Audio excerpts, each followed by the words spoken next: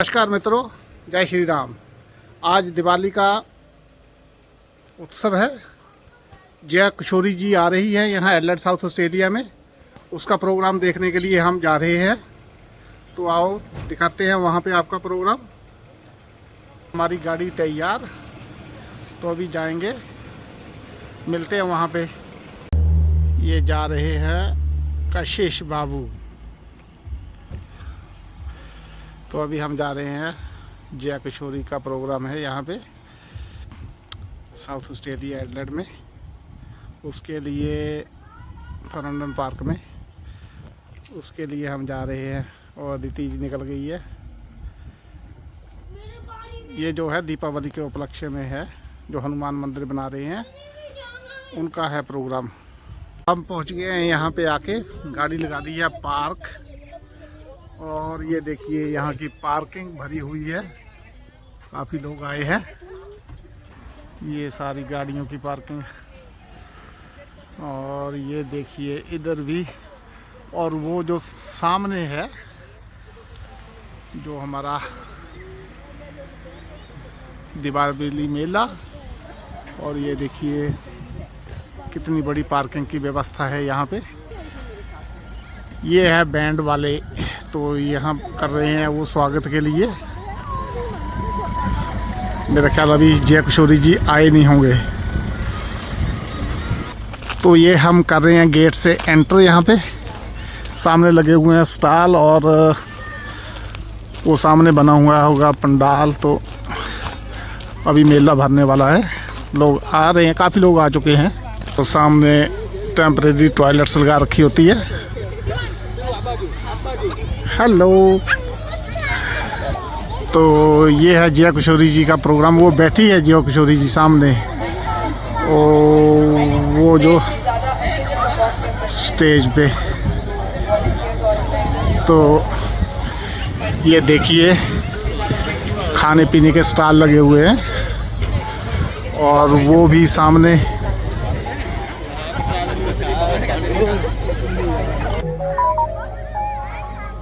ये है life lessons from Shri Ram. I hope you understand Hindi. Yes,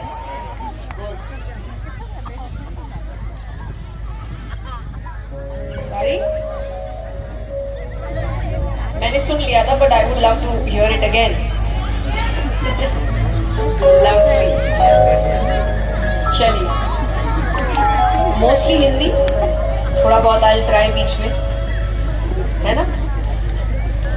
शुरू करने से पहले संकीर्तन से शुरू करते हैं। Yes, we'll have bhajans, don't worry.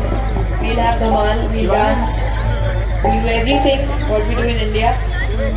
And I hope आप लोग शर्म नहीं करेंगे, शर्माएंगे नहीं डांस करने में, पक्का? चलो डन। Let's start with संकीर्तन, because that's what we do every time. आपको नाम संकीर्तन से आप शुरू करते हैं।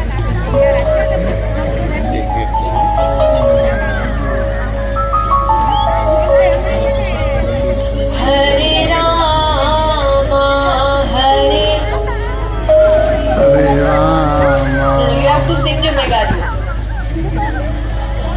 I know आपको आगे का आता है, पर गाना नहीं, गाना वही है जो मैं गा रही हूँ, ठीक है। हरे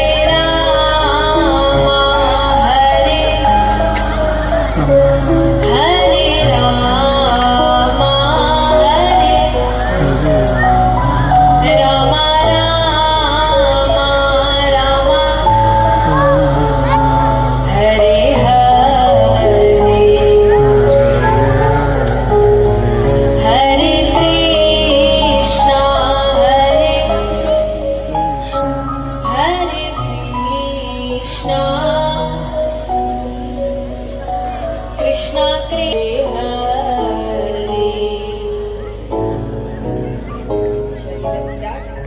हरे रामा हरे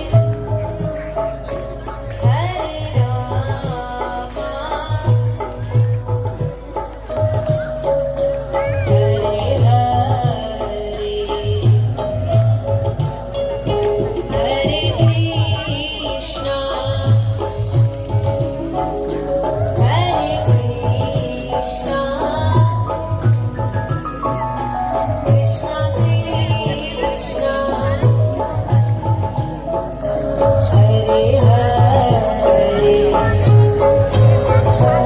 चीजों के लिए अवतार लेना पड़ता है। तो कहते हैं भगवान अवतार इसलिए लेते हैं कि इंसानों को बता सके कि इंसान से भगवान बनने तक का रास्ता क्या होता है। परमानेंट तो यहाँ कुछ भी नहीं है, और ये जानना जीने का सबसे अच्छा तरीका होता है। जब लोग कहते हैं कि हमें ऐसा क्या करना चाहिए कि जो भी प्रॉब्लम्स हमें आ रही है हम उसका सामना अच्छे से कर पाए, तो कैसे करें? तो आपको याद रखना पड़ेगा कि जो भी चल रहा है कुछ भी परमानेंट नहीं। अब इसमें सिर्फ प्रॉब्लम्स नहीं आती, क्योंकि इंसान इतना होशियार है, उसको अच्छे दिन इतने अच्छे लगते हैं कि वो उसके लिए नहीं पूछता कि उसका सामना कैसे करे। और बुराइयों का सामना तो फिर भी इंसान बेहतर तरीके से कर लेता है, अच्छाई का करने में उसको ज्यादा तकलीफ होती है, क्योंकि जब सक्सेस आता है तो आपके अंदर एक ईगो लेकर आता है, ये समझना कि सब मेरी ही वजह से हो रहा है। करेक्ट? इस जन्म का हमें याद रहता है, पिछले जन्म का याद नहीं। तो कई ऐसी प्रॉब्लम्स जब हम फेस करते हैं तो हमें पता नहीं चलता कि ये क्यों। तब ये समझ लेना कि वो जो दे रहा है कुछ सिखाने के लिए दे रहा है। जो अपनी गलतियों से नहीं सीखते वो उन गलतियों को बार बार दोहराते हैं। यहाँ कई लोग होंगे जिनके लाइफ में कुछ प्रॉब्लम्स है जो बार बार आते हैं, और फिर उनको ऐसा लगता है खत्म ही नहीं हो रहा। भाई प्रॉब्लम क्या है इसकी? एक ही चीज घूम घूम के आ रही है, एक ही चीज बार बार आ रही है, क्योंकि आप सीख नहीं रहे ना पहली बार। तो भगवान को वो सिचुएशन बार बार आपको देनी पड़ रही है। भगवान को लग रहा है हर बार रोता है, हर बार मुझे कोसता है, लेकिन एक बार भी ये नहीं सोचता कि ये आ क्यों रहा है, मैं ऐसा क्या कर रहा हूं जो मुझे और ठीक करने की जरूरत है। हम ये नहीं करते। पॉजिटिविटी का मतलब ये नहीं होता आप सिचुएशंस को नजरअंदाज कर दें। हम वही करने लग गए हैं। पॉजिटिव मतलब कुछ नहीं हुआ, सब ठीक है, बुरा भी चल रहा है, अच्छा चल रहा है, बीमार भी बोलो मत नहीं है। अरे ऐसे कैसे नहीं है? चोट लगी है तो लगी है, दर्द हो रहा है, ये नहीं बोलना है चोट नहीं लगी। क्यों लगी इस पर ध्यान दें, क्योंकि जब क्यों लगी पर ध्यान दोगे तो समझोगे शायद रास्ता ठीक नहीं था, शायद चप्पल ठीक नहीं थी, शायद खुद का चलना ठीक नहीं था। लेकिन अगर सिर्फ रोते रहोगे तो उसी रास्ते से बार बार जाओगे और बार बार गिरोगे और बार बार रोगे। और शायद इंसानों को रोना बहुत अच्छा लगता है, इंटेंशनली नहीं, अनइंटेंशनली। फॉर एग्जाम्पल यहाँ बहुत यंगस्टर्स बैठे हैं, कई हैं जिनका ब्रेकअप होता होगा, करेक्ट? सब शांति से बैठे, आज तक उनको पता ही नहीं है मैं क्या बात कर रही हूँ। पर आप रिलेशनशिप में रहते, ब्रेकअप होता है आपका, अब आप बहुत सैड है, अपसेट है, म्यूजिक सुनने का मन कर रहा है, कौन से गाने लगाते आप? बताइए। Sad song. जबकि उस वक्त आपको अच्छे गाने सुनने चाहिए, हैप्पीनेस के गाने सुनने चाहिए जो आपको खुश करें, लेकिन इंसान वही गाने लगाएगा जो उसको और दुख पहुंचाए। मान लीजिए आपके किसी दांत में दर्द है, अब उसको छेड़ो मत, पर आपकी जीभ वहीं घूमती है। ये तो खुद के बस में है, ऐसा तो नहीं है जीभ अपने आप घूम रही है, आप ही कर रहे हैं जो कर रहे हैं, लेकिन वो बार बार। तो इंटेंशनली नहीं पर अनइंटेंशनली इंसानों को रोना अच्छा लगता है, वो अपने दुख को पालता है, जबकि आपको उस वक्त जानने की जरूरत है कि इसको जल्द से जल्द ठीक कैसे किया जाए। तो लाइफ को खुशी से कैसा जिया जाए, क्योंकि खुशी, हैप्पीनेस ये आपकी अपनी चॉइस है। जरूरी नहीं सिचुएशंस आपको अच्छी मिलेगी, जैसा मैंने कहा भगवान को भी अच्छी नहीं मिली। महाभारत में एक प्रसंग आता है, टॉपिक आता है, जब कर्ण के बारे में आप सब जानते होंगे, यस और नो? यस। तो भगवान कर्ण से बात कर रहे हैं, तो कर्ण जस्टिफाई कर रहा है कि वो दुर्योधन के साथ लड़कर कैसे गलत नहीं है। वो कहे मेरे साथ कितना गलत हुआ, जहां का मैं एक्चुअली था वहां के लोगों ने मुझे छोड़ दिया। क्षत्रिय होते हुए भी मैं क्षत्रिय का जीवन कभी जी नहीं पाया। राजा के घराने से होकर भी मैं राजा के घर में कभी रह नहीं पाया। हर वक्त मेरे साथ गलत हुआ, गलत मुझे सजा दी गई, गलत दंड दिया गया, गलत पहचाना गया, मेरी बेइज्जती हुई। ऐसा किया, द्रौपदी ने ये किया, तो मैंने क्या गलत किया? मैंने जो किया सही किया। भगवान कहते हैं तुम्हारे साथ गलत हुआ, ये किसको बता रहे हैं? मुझे, जिसके पैदा होने से भी पहले उसको मारने के लिए लोग तैयार थे। करेक्ट? श्री कृष्ण पैदा भी नहीं हुए थे कि कंस इंतजार में था कि मुझे बताना, पैदा होते ही मारने आ जाऊंगा। और पैदा होते ही मुझे मेरे माँ बाप से अलग कर दिया गया। कितनी भी आज हम बातें करते हैं नंद बाबा, यशोदा मैया, पर देखा जाए असली माँ बाप कौन है? देवकी माता, वसुदेव जी। पैदा होते ही बच्चे को अलग कर दिया गया, एक नए घर में मुझे भेज दिया गया। उस घर में अब शुरुआती दिनों में तो बच्चा ऐसी भी चीजें नहीं समझता। बोले मैं थोड़ा ही बड़ा हुआ, जब वहां मेरा बॉन्ड बनने ही लगा मेरे माँ बाप के साथ, यशोदा मैया के साथ, ग्वालों मेरे दोस्तों के साथ, मुझे फिर मथुरा ले आए।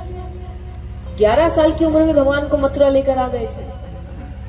11 साल के बच्चे को राजकाज की जिम्मेदारी दे दी कि सब कुछ संभालो। फिर वहां भी कुछ दिन रहा नहीं, गुरुकुल भेज दिया। फिर वापस से जिम्मेदारी इतनी थी कि गुरुकुल में 1 साल भी पढ़ने नहीं दिया मुझे। फिर मथुरा ले आए। फिर यहाँ पर उसको मारो, इस राक्षस को मारो, उसको मारो। कोई ये नहीं पूछ रहा मुझे मेरे ब्रज की याद आ रही कि नहीं, मुझे गोपियों की याद आ रही कि नहीं, मुझे दोस्तों की याद आ रही कि नहीं। फिर पांडवों की जिम्मेदारी, महाभारत की जिम्मेदारी, गीता का ज्ञान। लेकिन क्या मैं ये बोलकर सबको मारना शुरू कर दूं कि मेरे साथ गलत हुआ तो मैं सबके साथ गलत करूंगा? अरे तुम्हारे साथ गलत हुआ तो तुम्हारी तो जिम्मेदारी बनती है तुम किसी और के साथ गलत ना होने दो। सही बात है ना? मैं अपनी कथा में एक बात कहती हूँ कि जो मदर इन लॉ और बहू, डॉटर इन लॉ के रिश्ते होते हैं, तो कई बार जो सास है घर में, उसकी सास ने उस पर बहुत अत्याचार किया था, उसे बहुत सताया था, बहुत तंग किया था। तो जब उसकी बहू आती है, उसको क्या करना चाहिए? प्यार से रखना चाहिए, वो सब नहीं करना चाहिए। पर वो एग्जैक्टली वही चीजें करती है। और फिर उसके ऊपर उसका जस्टिफिकेशन ये देती है कि जब हमारे ही साथ हुआ था तो ये नहीं है। अरे तो जब आपके साथ हुआ था आपको नहीं अच्छा लगा था ना, आपको बुरा लगा था, आपको तकलीफ पहुंची थी, तो एग्जैक्टली वो चीज आप कर सकते हैं। तो भगवान यही समझा रहे, क्योंकि तुम्हारे साथ गलत हुआ तो तुमको लाइसेंस नहीं मिल गया है दूसरों के साथ गलत करने का। अभी तो तुमको और लाइसेंस मिला है इस चीज का कि अब वो चीज किसी और के साथ नहीं होनी चाहिए। तो जिंदगी में दुख सुख तो लगे रहते हैं। अपने इमेजिनरी दुनिया से बाहर निकलिए कि सब कुछ मेरे हिसाब से होगा। कभी नहीं होता, होता तो भगवान के हिसाब से। और याद रखिए, जब उसके हिसाब से होता है तो बाकी किसी का हिसाब मायने ही नहीं रखता, क्योंकि वो इतना बेहतरीन हिसाब होता है। और इसका सबसे अच्छा एग्जाम्पल है कि भगवान आपको समंदर देने को तैयार है और आप चम्मच लेकर खड़े हैं कि बस इसे भर दो, इतना ही है, बस मेरा सपना इतना पूरा कर दो, मेरी जिंदगी। भगवान को भी कितनी बार गुस्सा आ जाता होगा ना, क्या देने को था, छोड़ो, हट, चम्मच लेके जा, कि क्या देने को तैयार था मैं, और इसकी सोच देखो। इसीलिए गीता जी में जब ये श्लोक आता है कि कर्म कर फल की चिंता मत करें।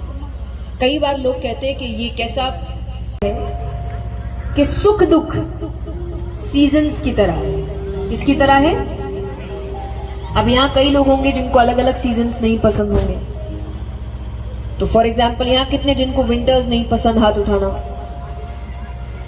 चलिए, बहुत हाथ उठे हैं, हटा दे, हटा दे।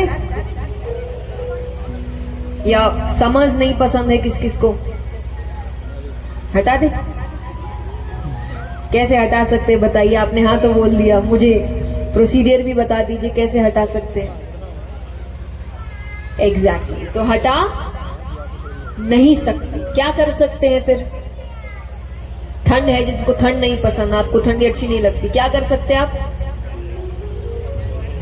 कैसे एडजस्ट? जैकेट्स पहन सकते हैं, है ना? ठंड के कपड़े पहन सकते हैं, ग्लव्स पहन सकते हैं, हीटर ऑन कर सकते हैं।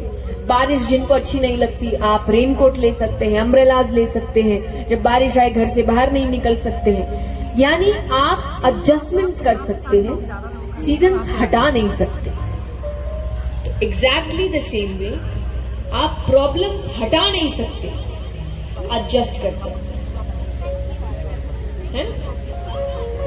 आपके लाइफ में भी प्रॉब्लम आए तो आपको ये नहीं सोचना है मेरे साथ ऐसा क्यों हो गया। अरे आपके अकेले के साथ नहीं हो रहा भाई, पूरी दुनिया के साथ हो रहा है।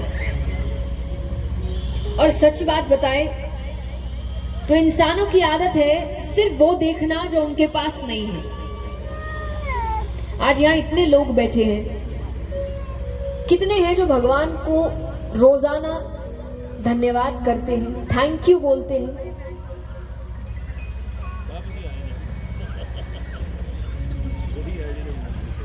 Very nice, I am very happy actually. तो कम ही हाथ उठते हैं, पर हमारी शिकायतें भगवान से कितनी रहती है?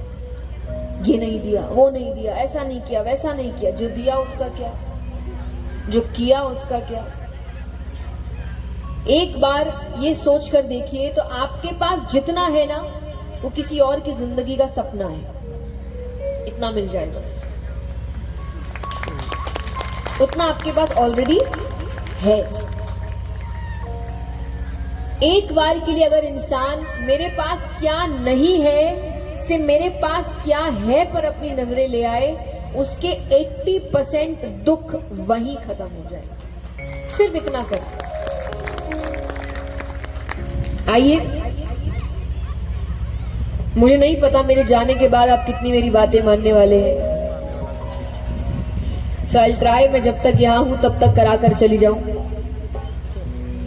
तो आज जिंदगी में भगवान ने जितना भी किया है, जो भी दिया है, उन सब चीज के लिए थैंक यू बोलते हैं कि आपने बहुत किया है। और किया आपने है, नाम हमारा होता है। करेक्ट? Very good. जिन्होंने हाथ नहीं उठाए प्लीज जाकर पढ़ें। तो गीता जी क्या है? यहां बैठा हर व्यक्ति एक अर्जुन है। अब आपको लग सकता है हम कौन सा युद्ध लड़ रहे हैं भाई, हमारी तो किसी से लड़ाई नहीं है। बिल्कुल है, क्योंकि वो भले ही सामने से एक फिजिकल वॉर कर रहा है, पर यहां बैठा हर व्यक्ति अपने दिमाग में रोज एक युद्ध लड़ रहा है, जिसका आंसर उसको पता नहीं है कि उसको क्या करना है। जैसे अर्जुन को नहीं पता था कि उसको करना क्या है। तो यहां बैठा हर व्यक्ति एक अर्जुन है जो अपने दिमाग में एक युद्ध लड़ रहा है और अपने कृष्ण को ढूंढ रहा है कि कोई तो आए, मेरी मदद कर दे, मुझे समझा दे मुझे क्या करना है। करेक्ट? अर्जुन की प्रॉब्लम शुरू होती है कंफ्यूजन से। हम हर चीज को लेकर कंफ्यूज्ड है, अपने आप को लेकर कंफ्यूज्ड है, अपने रिलेशनशिप्स को लेकर कंफ्यूज्ड है, अपने करियर को लेकर कंफ्यूज्ड है, काम को लेकर कंफ्यूज्ड है, आगे की लाइफ कैसी होगी उसको लेकर कंफ्यूज्ड है। पूरी जिंदगी कंफ्यूजन से भरी पड़ी है हमारी। आपको तो सबसे ज्यादा जरूरत है गीता जी की आज। तो स्क्रिप्चर्स आपको ये नहीं सिखा रहे पूजा पाठ कैसे करना है, स्क्रिप्चर्स आपको जिंदगी जीना सिखा रहे हैं। वो कब सीखना चाहिए बताइए? कब सीखना चाहिए? यंग एज में? या फॉर एग्जाम्पल मान लीजिए यहाँ कितने हैं जो घर में पूजा करते हैं? हाथ उठाना। फूल चढ़ाते हैं? चलिए, कई लोग फूल चढ़ाते हैं। हाँ, जो हाथ उठा रहे हैं, कितने दिन पुराना? फ्रेश। फ्रेश। कितने समय के लिए, कितने टाइम के लिए? 1 डे? रोज?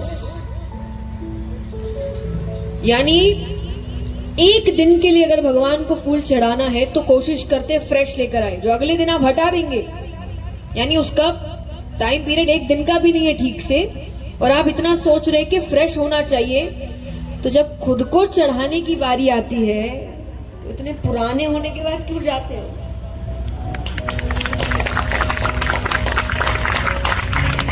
फिर कुछ करने की हालत नहीं है, ठीक से चलने की हालत नहीं है, और भगवान जो रास्ता दिखा रहे हैं उस पर चलने की बात कर रहे हैं। तो स्पिरिचुअलिटी तो यंग एज में ही करनी चाहिए, कि जब इंसान ताकतवर है, दिमाग से, शरीर से, भावनाओं से रूप ले सकता है।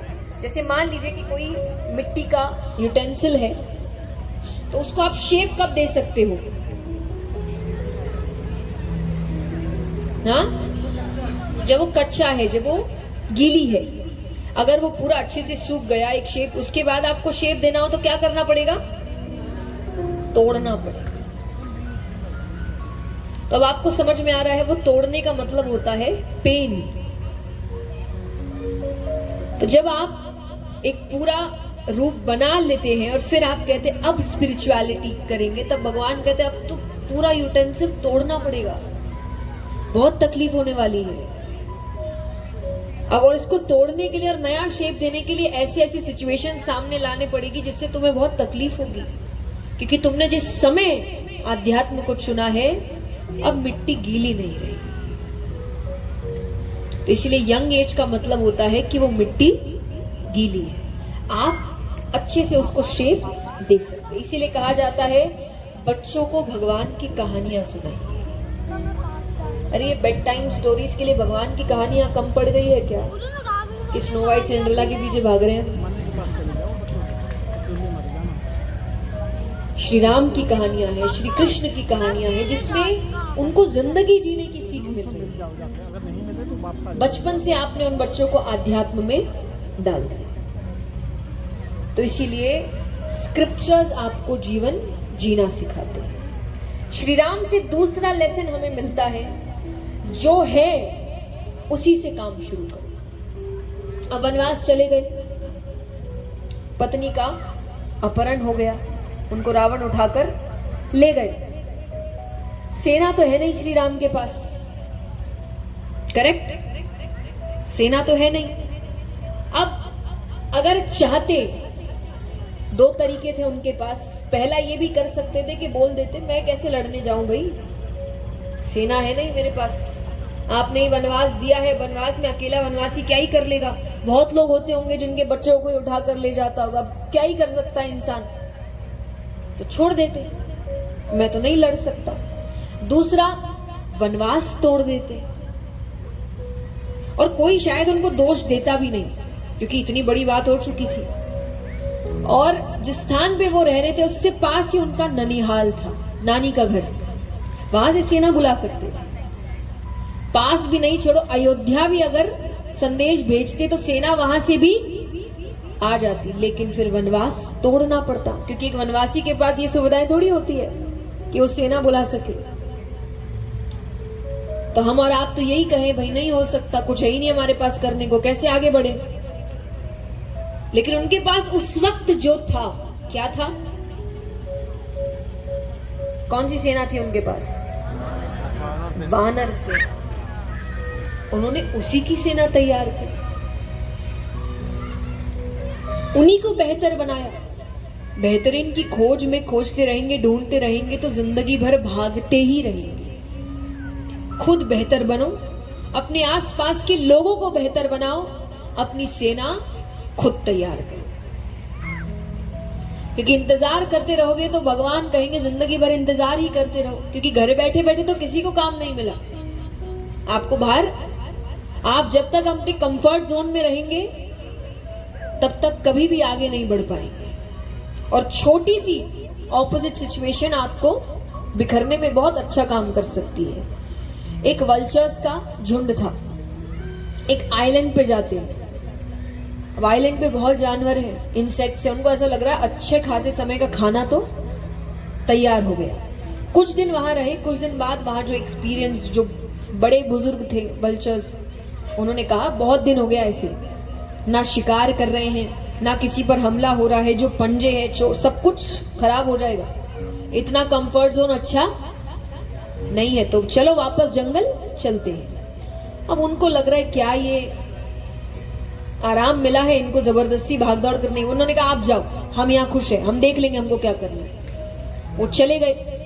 कुछ दिनों बाद वो वापस आते हैं तो आधे से ज्यादा वल्चर्स वहां मरे पड़े, कुछ अधमरी हालत में है। तो उन्होंने उनसे पूछा कि हम कुछ ही समय पहले तो छोड़ के गए थे।